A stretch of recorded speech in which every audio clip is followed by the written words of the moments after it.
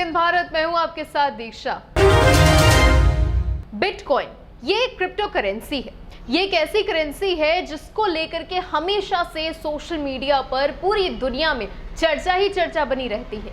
Share market की एक ऐसी चीज है जिसके बारे में बहुत ही कम लोग जानते हैं, मगर आज क्यों है ये सुर्खियों में, जानिए इस खास रिपोर्ट में। नमस्कार, आप देख रहे हैं एबीएन भारत, मैं हूं आपके साथ दीक्षा। हैकरों ने दुनिया के दिग्गज नेताओं, सेलिब्रिटीज, मशहूर कारोबारियों और कंपनियों के ट्विटर अकाउंट्स को हैक कर लिया है और उनसे बिटकॉइन की मांग की जा रही है। बिटकॉइन एक क्रिप्टो करेंसी है। इसे सातोशी नकामोटो ने साल 2008 में बनाया था।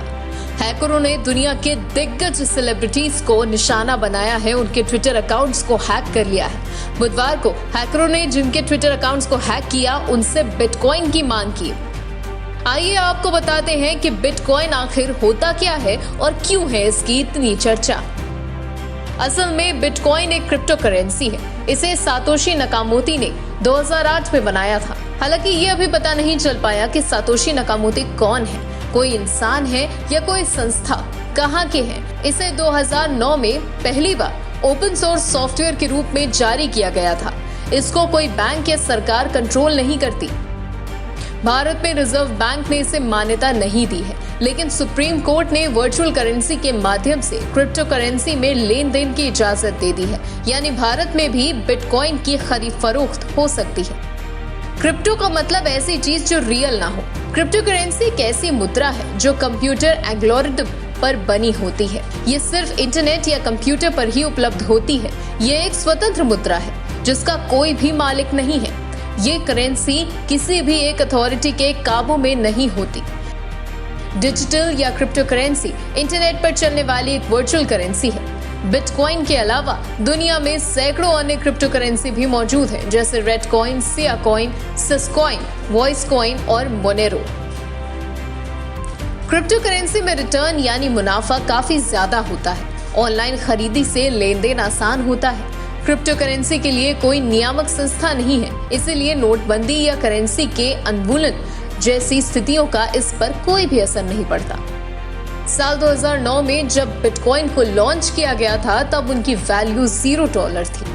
2010 में भी इसकी वैल्यू $1 तक ही पहुंच पाई थी, लेकिन आज बिटकॉइन का रेट हजारों डॉलर्स में है। बिटकॉइन के लेन देन का एक लेजर बनाया जाता है। दुनिया में लाखों व्यापारी भी बिटकॉइन से लेन देन करते हैं। हालांकि किसी भी केंद्रीय बैंक ने अभी इसको मान्यता नहीं दी है।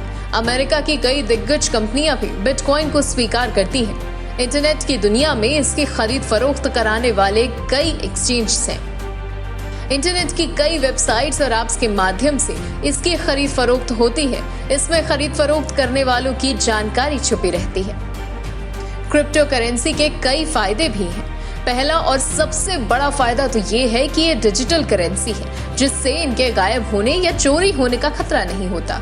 बिटकॉइन में निवेश से लोगों को भारी मुनाफा होता है, लेकिन इसमें काफी उतार चढ़ाव होता है, इसीलिए जोखिम भी बहुत ज्यादा है। कई बार एक ही दिन में बिटकॉइन बिना किसी चेतावनी के 40 से 50% गिर गया।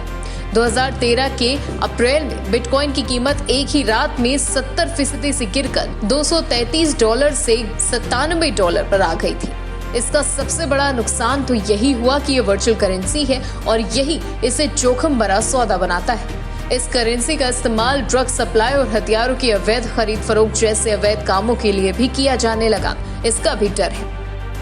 इस पर साइबर हमले का खतरा भी हमेशा बना रहता था, जो इस बार फिलहाल देखने को मिल रहा है। हैकरों ने दुनिया के दिग्गज नेताओं और सेलिब्रिटीज की ट्विटर अकाउंट्स को हैक कर लिया है और उनसे बिटकॉइंस की मांग की जा रही है।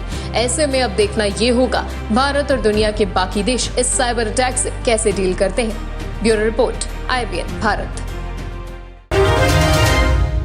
इसी तरीके की और इंटरनेशनल अपडेट्स के लिए देखते रहिए एबीएन भारत। हमारे चैनल को लाइक कीजिए, सब्सक्राइब कीजिए, शेयर कीजिए। नमस्कार।